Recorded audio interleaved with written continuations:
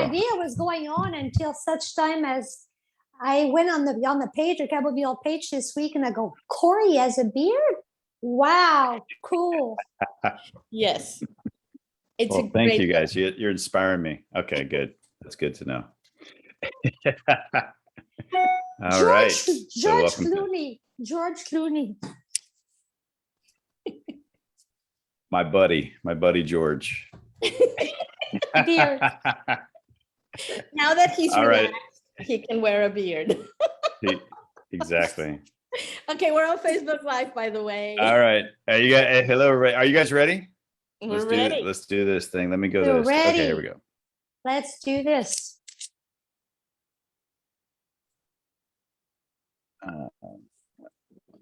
Welcome to Cabomil News and Community Update in English. This is Korey Riggs with Claudia Velo, and this is the August 15th edition of our beautiful program.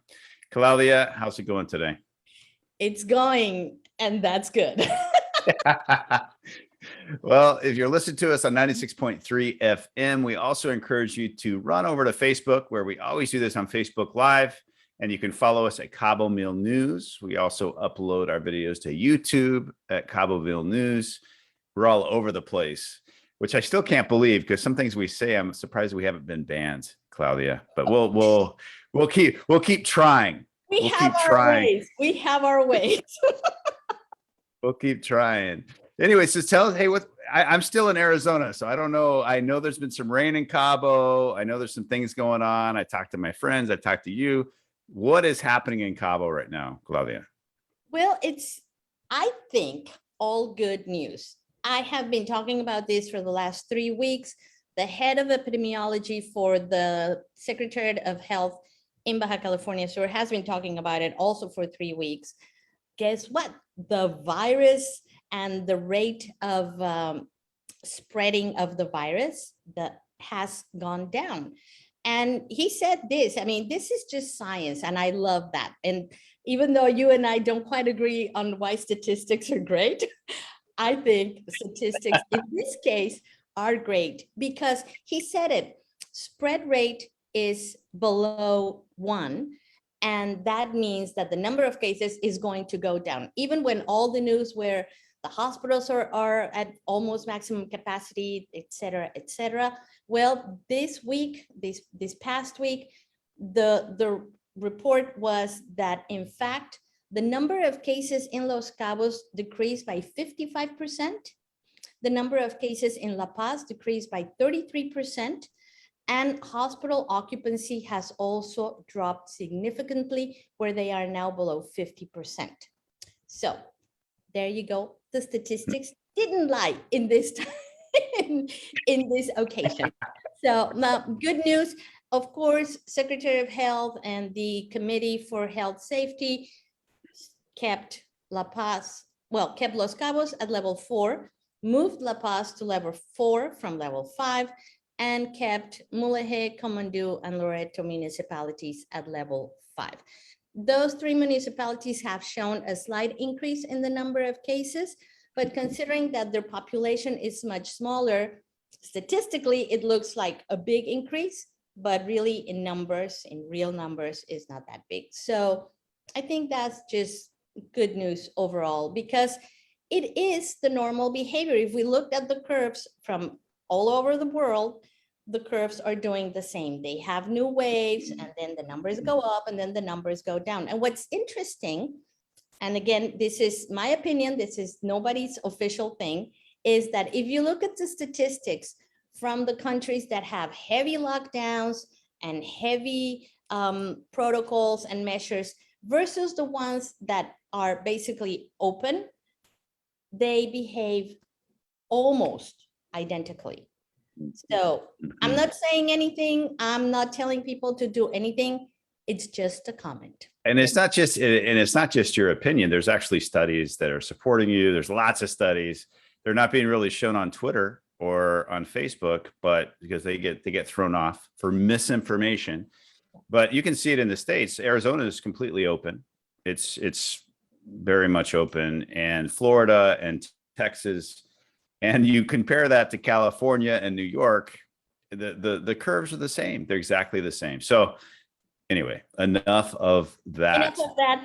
In other news, this past Thursday, Los Cabos Children's Foundation announced that they were supporting for this cycle, which starts in the programs were announced late July, and now they just made the official announcement. They're going to be supporting 28 programs to benefit the health and well-being of children and young teenagers in Baja California Sur, which is really amazing and great news. And it just speaks of the kindness of the people in the area and the kindness of the people that support the foundations. Is that last year they supported 27 programs with 13 million pesos. And this year, despite the pandemic and all this, they've surpassed that amount. They're going to be supporting 28 programs. They're going to be investing 15.6 million pesos, and they hope to reach 9,000 children that will be benefited.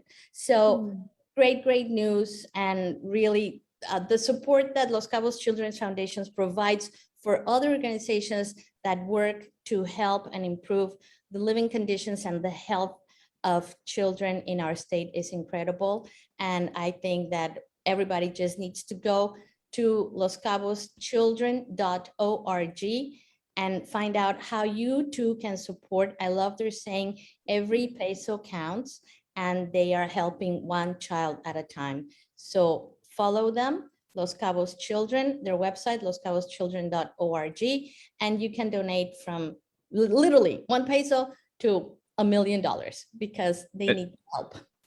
And I think what's so great about it is we know that we know where the money's going. They're a 501c3 in the United States. Everything is public knowledge. And being a former head of that organization, I know how well it's run, how well the board operates, and just an incredibly generous people. It's just such a blessing for Los Cabos. Their leadership there, Marisa, who we've had on this program several times, is just outstanding. And it's a great organization. You can trust it. They know what to do. They know where the most help is needed.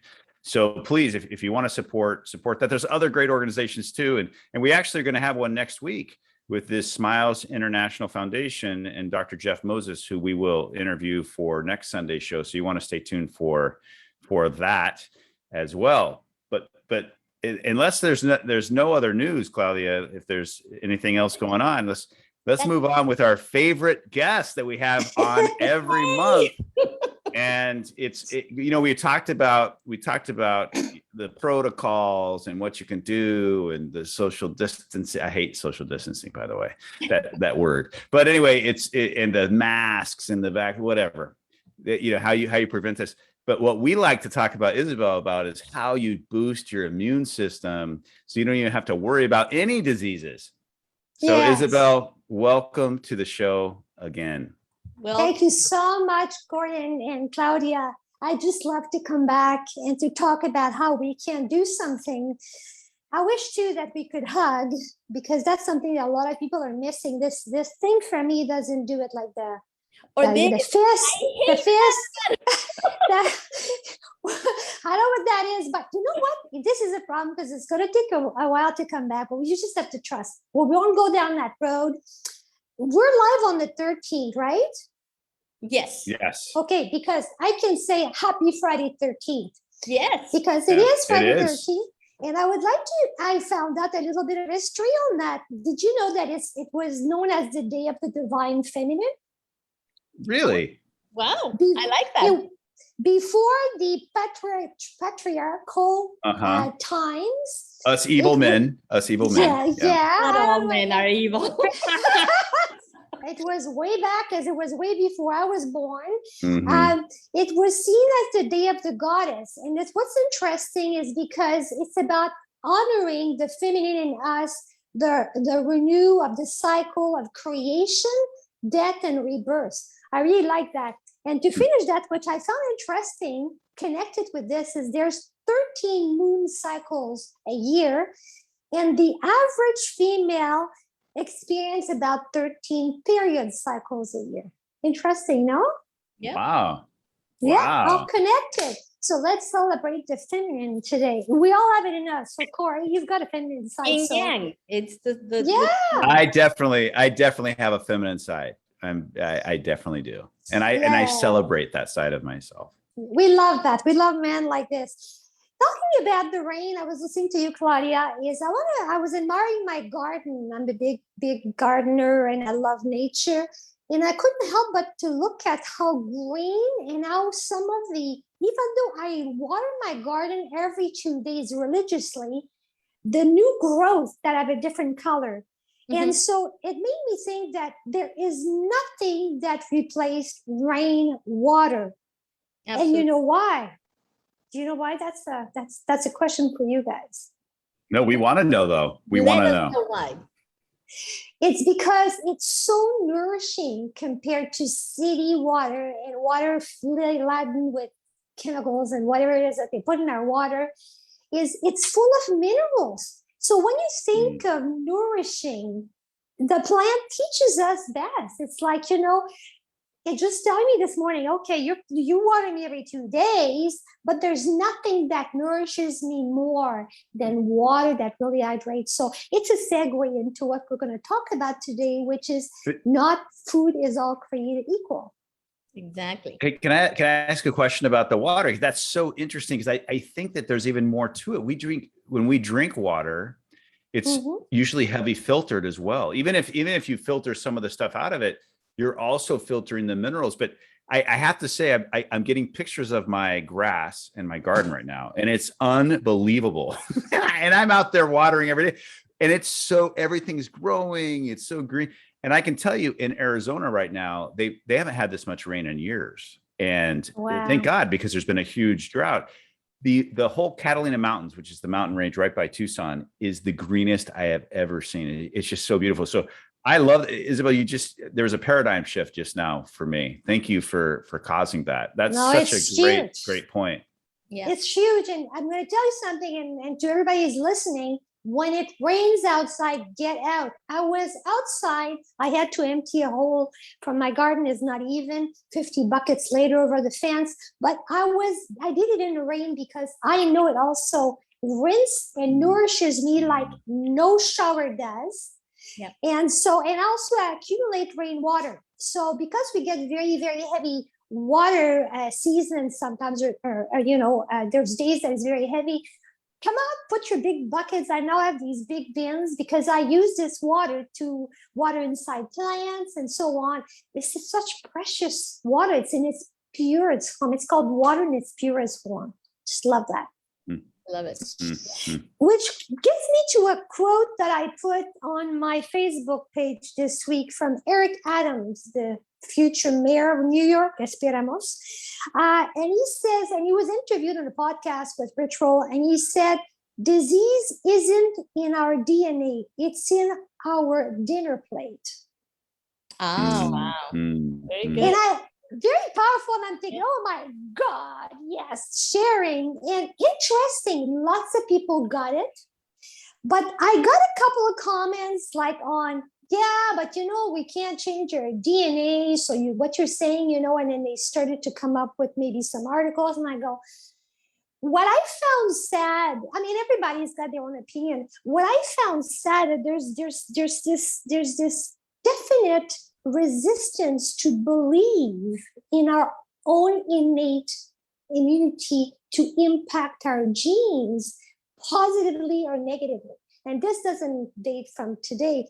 Thanks to you, Korey, who sent me an article that was recently produced on Louis Pasteur, who popularized the germ theory. And that's when the era of antibiotics came on. But what was interesting about him is his friend, the physiologist, Claude Bernard. So on his deathbed, he agreed and he recognized that his friend, Claude Bernard, the physiologist, said that the pathogens is nothing. The terrain is everything. Terrain, which means terrain. Yeah, the terrain.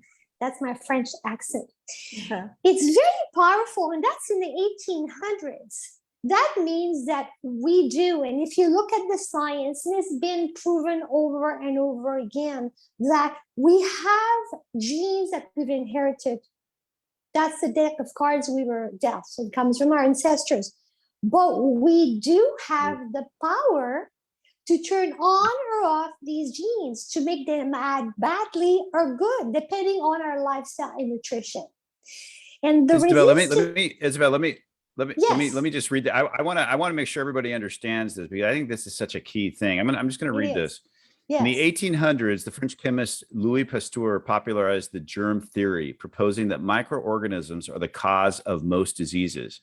This paved the way for antibiotics, which kill both good and bad bacteria, and vaccines, which seek to prevent single diseases. By contrast, Pasteur's friend, physiologist Claude Bernard, taught that the terrain of the human body was more important than the pathogens that infect it. We are surrounded by and even harbor microorganisms in our bodies. When exposed to pathogens, we become ill if our defenses are weakened by deficiencies or toxicities. Unlike the germ theory, the terrain theory explains why some people get sick while others, when exposed to the same pathogens, do not. For this reason, it is said that on his deathbed, Pasteur admitted Bernard was right. The pathogen is nothing. The terrain is everything. And we have been living with the germ theory forever. I mean, this is what everyone thinks, is that there's this evil virus that comes into the body and it causes this thing, or there's a cancer cell that comes in and no, it's all in us. And it's whether we're out of balance or in balance is when it starts to replicate itself and cause a problem. And so I'm glad that you brought that up, because that was Isabelle, you and I share stuff a lot during the weeks. And I thought that was just incredible to think about it that way. And thanks for really reading this paragraph. I couldn't have done it better than you. But it really is true. And the thing is, we have to get back to believe that based on what we do and how we live and what we eat, we have the power to activate or deactivate what we were given. We have to get back to trusting this. And what I meant about sadness of some comments is just because it makes me realize how far we have come from trusting our innate ability to do that, because we're looking outside so fast for a fix and an answer. And of course, that's connected to our resistance to change. We live in the world of abundance, where you can just at a call with your debit or credit card, you can order and buy whatever you want because you're busy and you don't have time, or think you don't have time to cook because it's complicated. And so we live in a world of abundance that makes us very resistant to change, because it's hard to be without what is easy for us to fulfill ourselves with. So this is something that I'm a very, very, very big proponent of. We vote with the head of our fork, and we have an immunity that is equal to how we live and what we eat. I'd like to, on that, we talk about statistics, Claudia, and these are the latest statistics. And that, when you think about that, just think about the amount of sickness to what's out there compared to the amount of sick people that were the state of our health before that all happened. 80% of the North American population is either overweight or obese, and in poor metabolic health, which is, conducive to chronic disease and so on. And we also know that the CDC said that 94+% of the serious cases were people that had a pre-existing condition.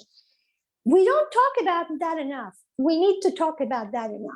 We need to talk about what can we do. It doesn't matter what option you choose to supposedly protect yourself. We still have some work to do in making some changes. And I'm going to quote one of my many favorites in the functional medicine field. We have such a brilliant mind that working very hard on the other side of the science. And Dr. Mark Heyman this week said, the way to start to make the changes, and that's the biggest change you can make. Anybody listening right now, the first thing you can do, if you do just that, you're going to change your health your immunity within the next couple of weeks or so. We need to decrease or remove the obvious from our diet, the industrial over-processed food, which drives inflammation, oxidative stress, which is related to our longevity, hormone neurotransmitter imbalances, overload your natural detoxification system, depletes your energy, damage your microbiome. We're going to talk about gut, and changes your gene expression to turn on disease-causing genes, period. So when you ask me to talk about nutrition, even before you start to make adding, if you just removed what we eat is over processed and comes from too much saturated fat, too much sugar, we're going to change our health and well-being and immunity in a flash. That's my first tip. Hey, Isabelle, we're getting up against the break, so we're gonna take a break in just a couple minutes. But just to say, in agreement to you, something that I've personally done is I've cut out bread and I've cut out rice, and I actually started eating meat again, high quality meat, which I'd been a vegetarian for a very long time. I have never felt better, and I have never lost so much weight. Just that action. Just rice and bread. And it's just been fascinating. That little shift. And a lot of bread products has a lot of is overly processed. So obviously there's high quality breads. Yeah. But we can talk about it. But we're gonna take a break right now. We'll be right back. And you can follow us on Facebook Live because we'll have some bonus material with Isabelle. Be right back.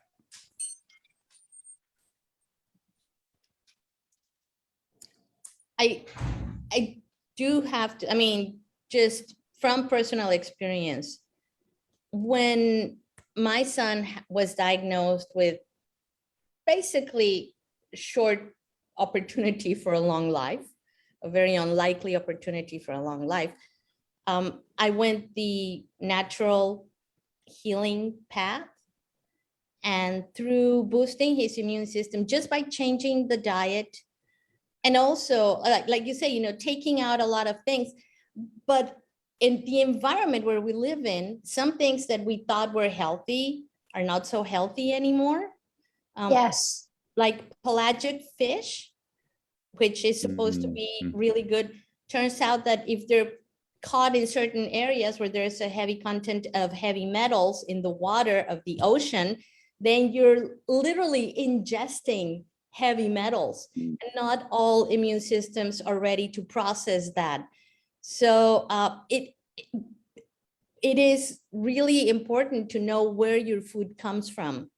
And yes, sorry, you were yeah, and you were talking about the toxic load that we're not even going to touch about this because sake of time, but we could do another program on that. Toxic load means that we're getting it from so many sides that, of course, imagine a child, in the food we eat and the air we breathe and the water and so on. So if you have a predisposition to that, it's like the perfect storm. So I was thinking that the next program I would also like to do a program on how to substitute chemicals in your environment. And I've started to go to La Comer in the different stores, and it's unbelievable when you look for them, how many more healthy substitutes we have access to. And so it'd be nice for maybe to share with the auditor on what I have found, where to find what that is not expensive. Exactly, because there's this idea that if you go that way, if you go the organic way, you're gonna be spending much more. But to my point, and to confirm what you're saying, by boosting your immune system, you can literally beat the odds. No matter what the medical world has told you, you can literally beat the odds, and that's amazing. And I'm attesting to that. I saw it firsthand. Remember when I talked about the key is adaptation to develop resilience? We are part of the earth microbiome. Yeah. We need to have adaptation to bugs with good enough bugs, so we can ride the wave of what's coming at us, whether it's change of weather or what pathogen or so on, and develop resilience so we can coexist with the terrain. Like that's it's. I think it sounds too simple, and there's also no money in there. So, but that's another subject. Well, let me just say, let me also just go a little bit farther, since we're just on Facebook Live. I'm going to go a little bit out there for maybe some people, but I know that you both will agree with me. This resilience that we're talking about, first of all, when you're eating the right foods, it's not just physical.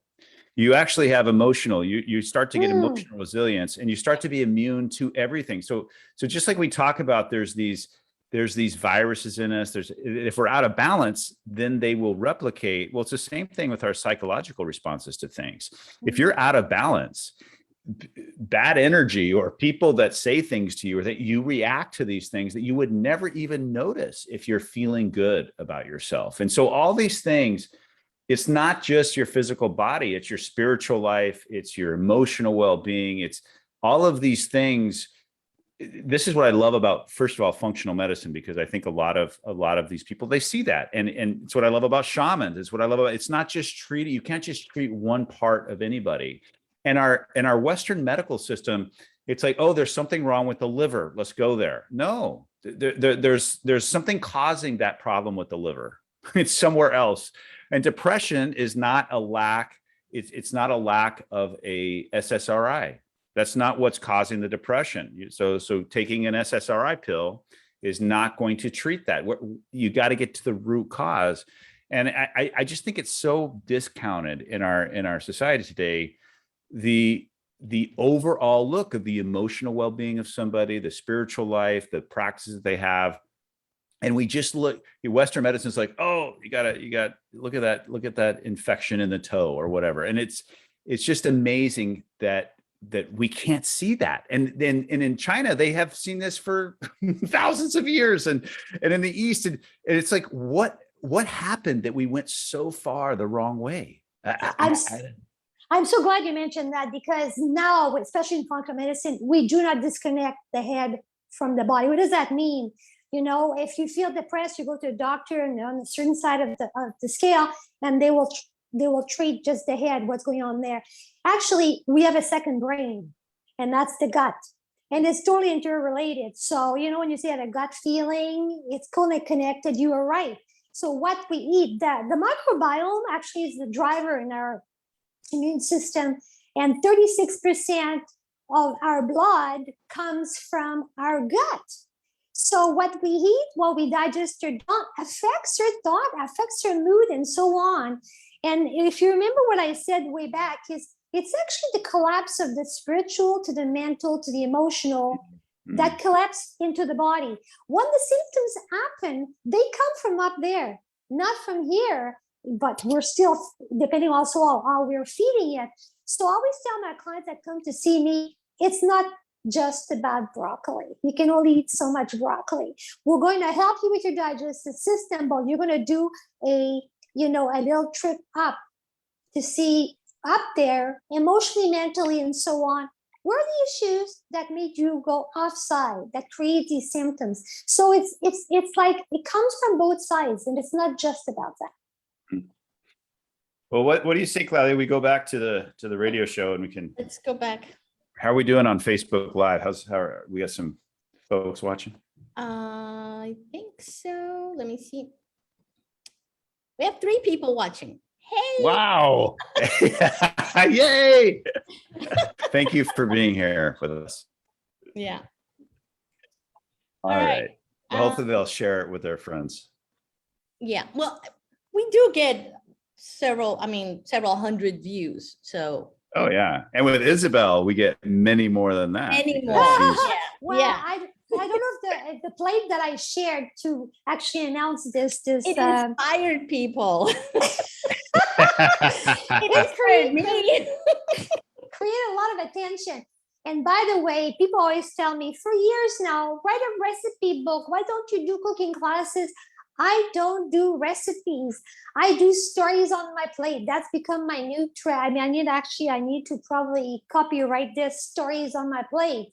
And I'm going to talk about this right now, because when I post these pictures, people go, I want to come over to eat with you. Like, looks like gourmet food. Like, it's not, I like food, but I don't like to spend more than 15 minutes max preparing. People can't believe that. So these are tips and ideas that I would like to share with everyone to help you with these changes. All right, let's go back and we'll. All right, here we go. Welcome back to Cabomil News and Community Update in English with Korey Riggs and Claudia Velo, and we are with our recurring guest, Isabelle Gagnon, who is a lifestyle and health coach and an amazing personality who we are enjoying. And if you listen to us on 96.3 FM, we really encourage you to go to Facebook and check out Cabomil News on Facebook, because there's a lot of bonus material that we just talked about. And I think we just talked about some cool stuff, Isabelle. And I know you have some more things to continue with, and we're talking about boosting that immunity. So why don't give us a boost, Isabelle? Yeah, and before I talk about tips, I want to talk about a wonderful podcast that I listened to with Dr. Jeff Bland, and Dr. Tom O'Brien, who's known as a gut specialist with his work and his paper that he's done in his studies. And anybody out there that has celiac or serious gut issues, I will send Claudia a link to that video, because he is brilliant. And you might decide, once you've heard the latest on that you go directly to his website and get much more in depth about the issues. But what he's basically saying is that wheat affects 100% of us, period. But we don't all feel it. 2%, including the celiacs, of course, will have severe or mild to severe gut issues. That's 2 out of 10. 8 of us won't feel that, but we'll have brain fog, we'll have joint pain, we'll have skin disorder. We'll never pinpoint to that. Now, let's talk about the impact on the gut, on the small colon. You talked about leaky gut, and quickly to review this, we're supposed to have the lining of the gut very tight, so that the food and the bacteria and everything stays where it should be, there where it belongs. Well, wheat has a compound that makes the lining becomes a little bit more like a screen, screen door. And then some particles are leaking to the bloodstream, and it starts to create some issues. And of course, if you do this too often, you get to autoimmune disease. So what I learned that was very interesting is we renew our gut lining, our small intestine lining, every 3 to 4 days. We make a new one. Interesting. So it's not to not be, unless you're celiac and it doesn't mean to not eat wheat again. And when you eat wheat, choose good ones. I like sourdough bread, good artisan bread. But if you eat it once in a while, which is human, we love to indulge. I like pizza and things like that, even though we have non-gluten options. Once in a while, you will eat gluten. We repair our gut lining or our colon every 3 to 4 days. So if we don't do it too often, it's not a big deal. However, if you eat cereals for breakfast, sandwich for lunch, and pasta for dinner, it's going to create a big problem over time. Yeah. So he's talked about really interesting things, and I'm not going to cover everything he talked about for sake of time, but we're going to have the link to access, because I really encourage you to go and listen to that. It's about 30 minutes, and it's really worth it. There's 2 really good tips that I got out of it that I'd like to share with everybody. We need more bacteria, more good bacteria. We need to reset our microbiome, which is the base of our immunity. And how do we reset it? You can take a probiotic, but probiotic only have a life of a day in your colon, in your biome. But there's a way to increase the population of good microbes with the fermented foods. So we talked about sauerkraut, fermented veggies, but also root vegetables. So don't only think about sweet potatoes, we tend to think a lot about, but he's mentioned about all of this variety of rutabaga, parsnip, and so on that are very powerful. And it's the variety, as he explains, each different root vegetable has different good bacteria, which makes a beautiful increased populated diversity. So that for me, I've not heard about this, which I find fascinating. So I went to La Comer to see if we have parsnip in town, because like most of us, you know, we tend to eat the same thing. And even though I eat very healthy, I eat often, I used to eat, especially before, a variety of the same things all the time. So we have parsnip, we have different varieties, and they're very inexpensive. So this is like a rutabaga, a white one. And there's also black turnip, which is very interesting. Wow. And they each of them have different types of healthy bacteria to feed our microbiome. So what I'm going to do with that today, because I was raised in Quebec City, and shepherd's pie was very big. My mom, we were 7 kids, so that was a way to feed, you know, very inexpensive. And I like the idea of make meals, especially if you have a family out there and it's expensive right now. Here's how I do my shepherd's pie. I'm going to do it today, and I'm going to bring it to friends that I'm going over for dinner. So I cooked an organic chicken. And also I did bone broth, which smells very good in my house right now. We're going to talk about the healing power of bone broth for the gut. But coming back to the chicken, I chopped my chicken, put in the bottom of my pan. I always keep the nice brown gelatin. When the chicken that leaves a little sauce gets cold, it's like jello. That's full of collagen and all the good minerals. So I put a bit of that in the chicken at the base. Then I'm going to do corn and some broccoli. And for the top, my mom used to do like mashed potatoes. I'm going to smash together sweet potato, cauliflower, parsnip, like all of this together. So it doesn't multicolored, but a mixture of all of these root vegetables together. And I smash it with herbed goat's cheese. If you're okay with goat's cheese, and goat's cheese, we digest it differently. It gives a nice tangy taste, very inexpensive, and it's nice layers when you cut it. You put it in the oven, and you can add some spices on the top. I like paprika and so on. It's a meal that is very inexpensive because you can change the vegetables and the meat. And if you're a vegetarian, I do it a lot with lentils and stewed tomatoes. It's delicious. And it's got so many layers of goodness, and it's inexpensive. So that's a little tip for people that are looking for, what is. Isabelle, can I ask you? Yes. Can I ask you a question? First of all, can you make some for me? That's my first question. And second of all, and save it for Arizona, right? Yeah, exactly. Well, I'll get it when I get back. That's no problem. Yes. But the second thing I have, you mentioned, these tips of eating these root vegetables.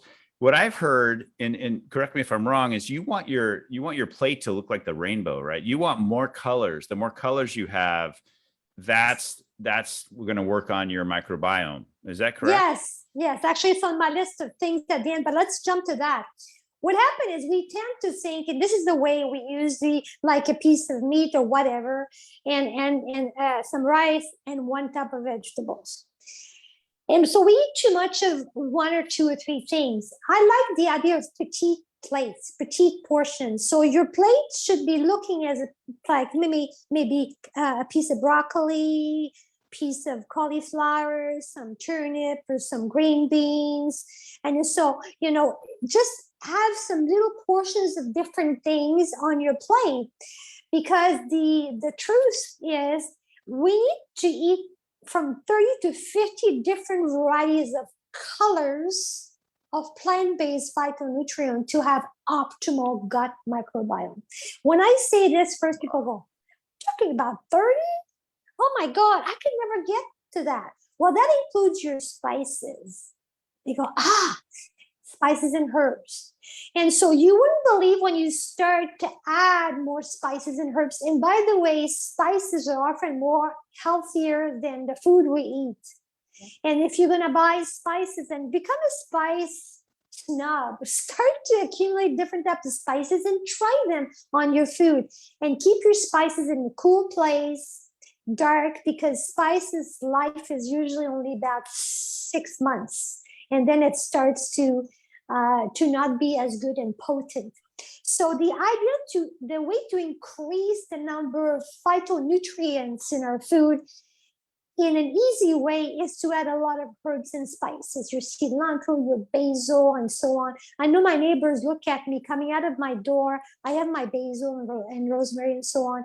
And I, with my scissors, and I cut and I come in, and this is going to go on my meal. I know that I'm this weird girl on the corner of the street that do very interesting things, but I would like to think in my head that I'm inspiring them to do things like that. So the second tip that I learned from him, which was brilliant, which I didn't know, is pectin.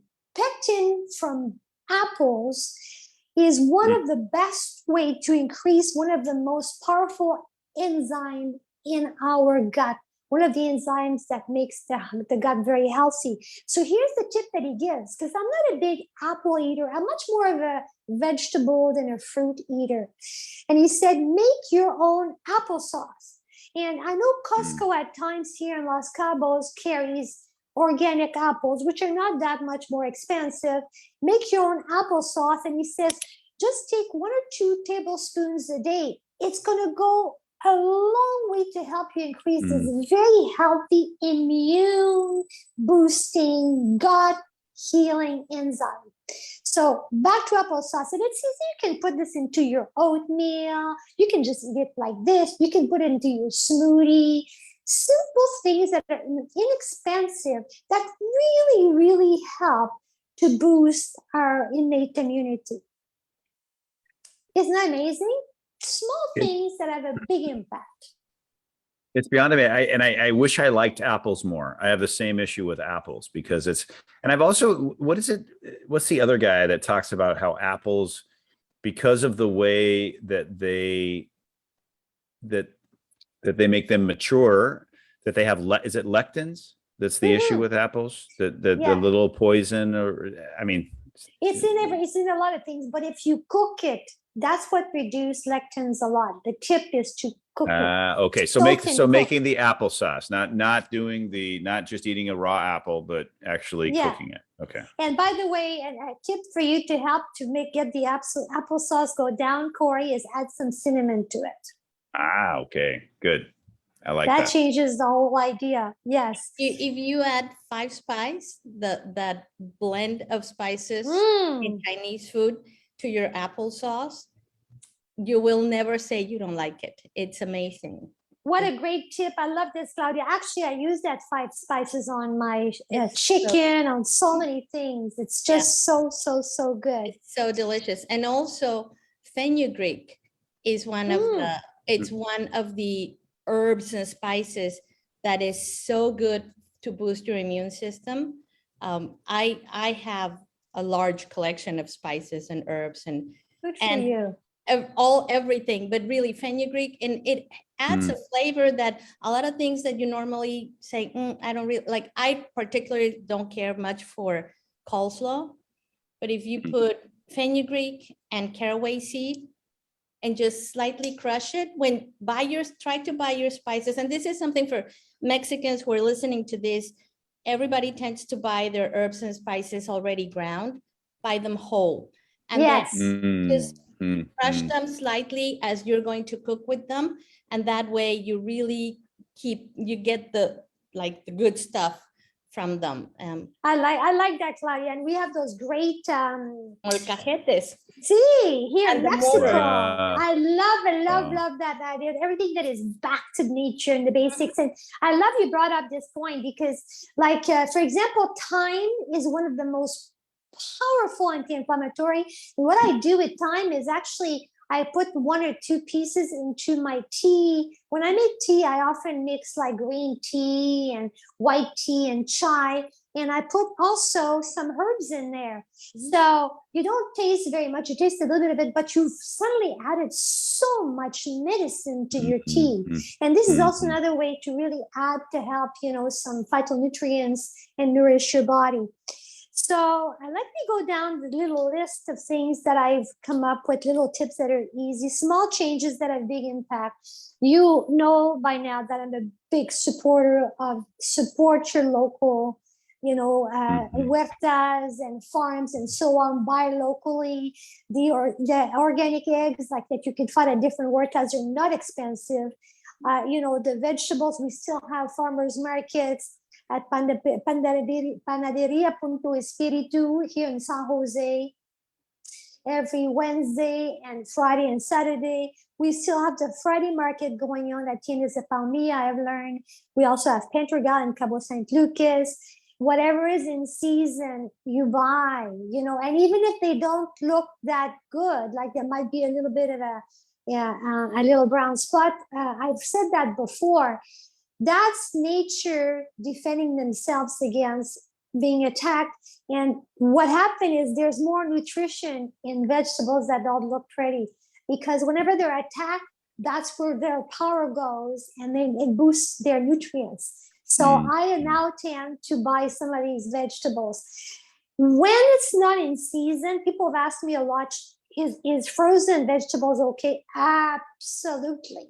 Because flash frozen often retains so much more nutrient that it's been trapped for a day.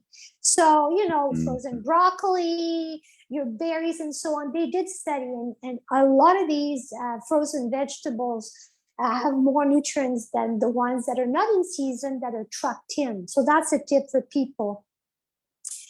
Also try something different. We talked about turnips and so on, but we tend, even some of us that eat very healthy, it's common nature. We're creatures of habits, and we tend to eat the same thing. And I myself used to eat a variety of the same things all the time. And I discovered one day that I had not eaten radishes for 2 years. God knows why. And radishes are part of the bitter that is extremely good for our liver to keep our natural detoxing system healthy. So a little radish goes a long way. So these are all go to different parts of the groceries, of the vegetables and fruits of the grocery store, and dare to try different things, and bring your kids with you.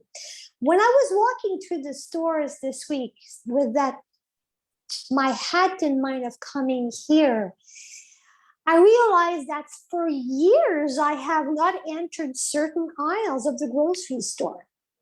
It's interesting, they're foreign to me. And I went by this week to see what I was missing, what had come up. There's more of the processed stuff. There's maybe 10 more kinds of the same type of cereals, God knows why, same thing, different color. And so I realized I didn't miss anything. But what it helped me over the years is not to be tempted. I go to the vegetable and fruits, and I go to the meat and the dairies. There's options there that I look for, and I buy quality. I tend to if I'm going to have meat, which I do once in a while, chicken, I make sure that it's local and free range. And if you're looking for, there's Jerry, there's a few providers of fresh chickens local from really trusted farms, and so they will come to your door and deliver to you. And so you can do so much with this. And I talked about bone broth. I'm a big bone broth believer, and then to make it yourself, and it smells so good. And crock pot is the best way to do it, because you can leave it overnight safely. And the longer you leave it, the more you extract this nice gelatin and these minerals that are from these bones. And that's one of the best things to heal your gut and boost immunity, and make great soups, because we're getting to our end of the summer, and here after the rain season in Los Cabos, we're getting to a little cooler. We make people laugh when we say that, a cooler season in Los Cabos, but we do change clothes. Yeah, and we do change the way we eat, and I love it's a season to go into more soulful foods and soups inexpensive, that nourishes. You can load your soup, a lentil soup, you can put 10 different types of chops of vegetables, and spices and so Hey, on. Isabel, can I ask you a question about lentils? Because there's also Yes. all these different colors of lentils. So is that also is it different nutrients also? Yes, every color has a different story, and it's variety and rotation that makes you like you just imagine your microbiome being like a big forest with different types of trees and plants and so on. That's what we want for a microbiome. We want it to be flourishing with someone. So thanks for asking. We also have now in Los Cabos, which I'm in love with, they have preserved artisanal type of beans and legumes. We have purple beans that are like kidney beans that they sell at La Comer. They're purple and they're very meaty and they're delicious, and they're an ancestral type of legume that has been preserved, and they're like growingness. So go into these aisles and look at what's happening with this variety, and then try different kinds. It's just so much more interesting, and it's not much more costly. So really try different things. Nuts and seeds and oils. It's very important to make sure that you buy your nuts and seeds raw, and you keep them in the fridge here in Los Cabos, because they go rancid. And as soon as they go rancid, it is toxic for us. Same thing as olive oil, dark bottle and cool. Don't put any oils except for coconut oil. Don't put any oils beside your stove. I know it's convenient, but it's not a good idea. Anything rancid is really toxic for our body. So I keep my olive oil in the fridge, and my nut oils. Coconut oil, it doesn't, no problem. Hot and cold, it goes from hard to liquid, and it's not a problem at all. And omega-3, keep your omega-3 in the fridge. Yes. Isabel, I just want to mention, if you're listening, if you're just joining us, this is Cabomil News and Community Update English, and you can listen to us on 96.3 FM, where you're probably listening to us now, or go to Facebook Live at Cabomil News. We are talking with Isabelle Gagnon today, lifestyle coach extraordinaire. And just so you know where we're going with this, we're learning about today how to boost our immunity. And Isabelle, you can continue. I just wanted to make sure everyone knows who you are and why it's so important to listen to you, and why it's so important to go to Facebook Live, because you're going to get lots of bonus material. Yes. Actually, I'm a functional medicine health coach, and I like to mention that because there's a big difference.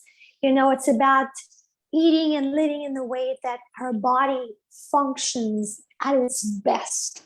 Functional medicine is the root cause medicine. And when we talk about, have you ever been asked the question, how metabolically flexible are you? Not really, I guess. No one's ever. Is that like a date? Is that like a dating question when you go out on a first date? How metabolically flexible are you? All I know is that I was told that because I'm at that age where your metabolism is just slowing down, so that's why you're having all these problems. And I was like, what? So how flexible am I? Tell me, Isabelle. I just love that you brought the issue of age, because now in my close to mid 60s, I'm here to tell you that has nothing to do with age. It's got to do with what we do as we're aging. For sure, Claudia, we know that as we age, things start to change. So, when you're in your 20s, you can drink a bottle of wine and eat a burger or like beer, and you can wake up the next day and you're fine. You don't do this as easily in your 50s and 60s. We have to reset, and we have to pivot more often to adjust. So it's just a matter of making sure that we do what's best for us and adjust along the way. Metabolically flexible means that I have eaten in a certain way, and I have found a lifestyle that makes me be at my best from a fat to muscle standpoint. So when I'm at my best fat to muscle body composition, which is done with a combination of the right nutrition for me, and we're going to talk about that, the right type of exercise for me, breathing, good sleep, and so on. It helps to lose body fat, the visceral fat.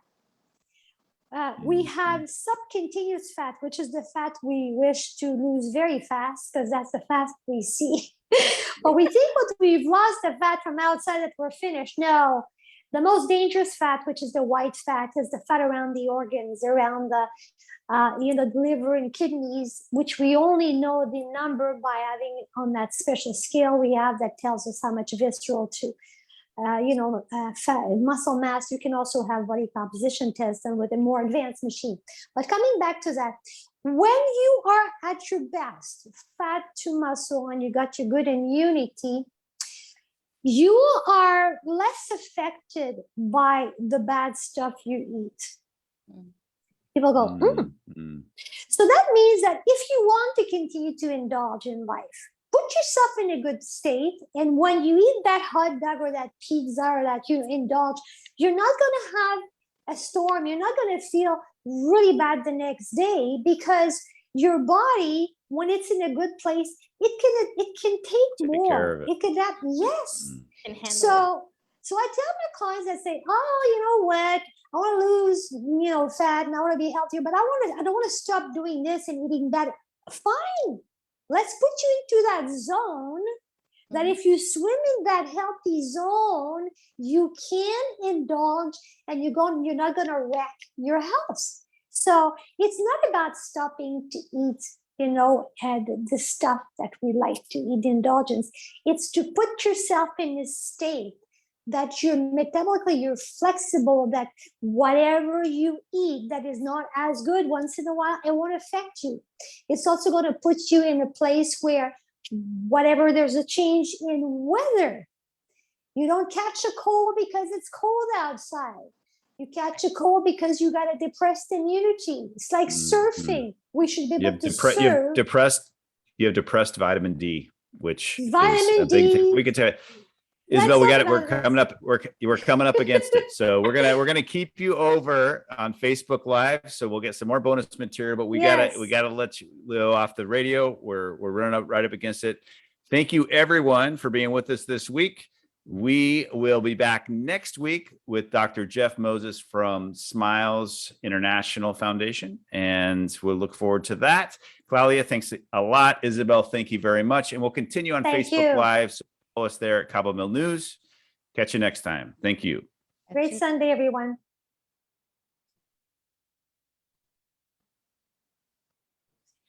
All right. Sorry, I had to stop, but we were we were coming up against it. Yes. Don't stop. Keep telling us. Don't stop, Isabelle. Keep telling us.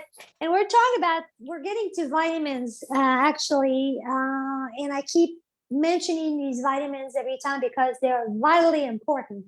So much so that I think I mentioned that Sweden, it is that they don't call flu season, they call vitamin D season, and that in that country, everybody is tested. I think it's included in, like, nobody has to pay for this. And then they take level of vitamin D accordingly. And I think that is the smartest thing to do. So vitamin D3 is important, but I'm going to mention again and again and again with K2, very important. I just read another article on heart disease. Heart disease is one of the top growing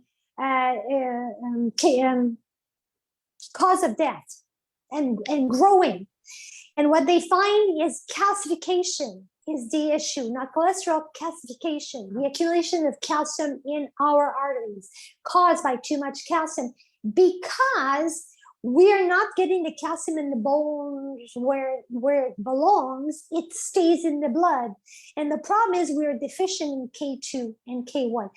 Just think of K2 as a little carrier. He's a little shuttle guy that takes the calcium out of your arteries and puts it in the bone where it belongs. So if you're going to take D3, you have to take K2. And now brilliant companies on the supplement side have come up with a D3 combined with K2 in one little gel, so you don't have to take too many. I like the combination of things. It makes it so much easier.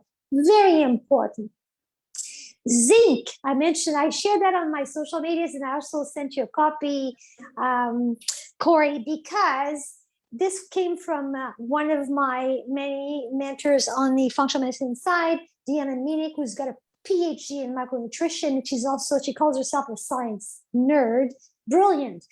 She posted the latest on zinc and also the symptoms of lack or not sufficient zinc, which 15% of the population doesn't have enough zinc in their nutrition, and it gets much higher in the elderly. And some of the symptoms of deficiency or not sufficient zinc intake is loss of smell and taste. That's so interesting. What else? Interesting. What else are we hearing about that? Brain fog. No, it's like, this is a fact. You just go to literature which we have not seen promoted. And, of course, open to more pathogens and infections and so on. Zinc. You want to take your zinc daily right now. It's very important. And I know from also experience raising a child, a lot of parents go through this. My kid is a fussy eater. He or she doesn't want to eat anything. Give them zinc, because they don't like it because it doesn't taste like anything. It tastes like they're eating paper. If you give them zinc, then they start enjoying their food, and then they start getting healthier. And these are the things that if you go through the traditional natural medicine manuals dating back, I mean, I learned this 25 years ago. Wow. Just give them zinc. Back then it wasn't easy to get the little zinc gummies that you can get now, but really it changes your life as a parent, because all of a sudden now your child can taste the stuff and they enjoy eating it. So that's a very good point. But you know what you can also do is zinc capsules. You put that in a smoothie. They won't taste it. Yeah. I like that because I try like the gummies, the side of the gummies that I don't like is the sugar. And I didn't talk about sugar, but we need to get off sugar. But what your point, Claudia, is that when they get rid of the deficiency of zinc, however they take it, now they can taste the food that they don't like because they thought it tasted like pepper. Liking it. Yeah. Yeah, that's a huge yes. I love that. Yes. Yeah. Thanks for sharing that. That's awesome. Vitamin C, of course, which is what we get through our body very fast. We want to make sure that we're up, and do not take this vitamin C in capsule in tablets that dissolve. Redoxon, what is it called? Don't take that. Effervescent kind. Yeah. No, especially Redoxon. How do you pronounce that? Redoxon. Because if you read the fine print, it's contraindication for people that have diabetes. This is how much sugar there is in there. Yeah. Nice. Yeah. Nice. So these are little things that will make a big difference. Yeah. So zinc, vitamin C, vitamin D, very important. And also a tip for, again, here in Mexico, through, I don't know how many years, but there is a vitamin complex that it's called Adecon, and it's D and K2. And you can get it in tablets for adults, or for children, you can get little drops. And it is super inexpensive. And that's really good, especially if you're in a place where you don't have a lot of sun and all that, but it's called Adecon, not expensive and readily available. Well, the issue would also, because people are very surprised that even in Mexico and Los Cabos, where we have the sun most of the year, that we're so deficient. And I think I mentioned in the last program that I'm having my clients being tested, and one of my clients, 40, had level 18, which is extremely deficient. Like we should be 50 minimum, and optimal is 60 to 80. And the problem is, like, we smear the SPF sunscreen because we're concerned about cancer, in our skin, but we are so deficient that it creates a whole slew of issues. So the amount is important. At that level, like below 20 or even below 30, you need 10,000 IU for we say the first 2 months to bring the levels up. That's daily. And after that, go to 5,000. So the thing is, the amount of value is vitally important because it takes so long to bring the levels up. And we know that people with dark skin, merino, and so on are the ones that are most deficient, even if they're in the sun, because of the pigmentation and that the D doesn't get through the skin of the color, people with pigments like that. So these are things that are also very important. Well, I think we're gonna. I have to get going pretty soon, so we can. But this has been wonderful. And Isabelle, we're gonna have you back. Obviously, every month we have you back, and we don't want you to. We don't want you to give too much more information. We want people waiting for more from you. Yes, So well, that's I have plenty of other things we can talk about, and I mentioned about all the toxic products. We can talk about where to find what. There's a lot of things that we can use as a team. But I'm really, really happy, and I'm grateful for the opportunity to have a platform to be able to share with more people. Well, it's very exciting, and we're reaching people all over the world. I know we are in this program, so it keeps getting more and more. So we'll keep it going. And I love the topic of this. Thank you, everybody from Facebook Live, for being here, and we will see you next week. Catch you next time. Thank you. Bye. Bye-bye. My pleasure.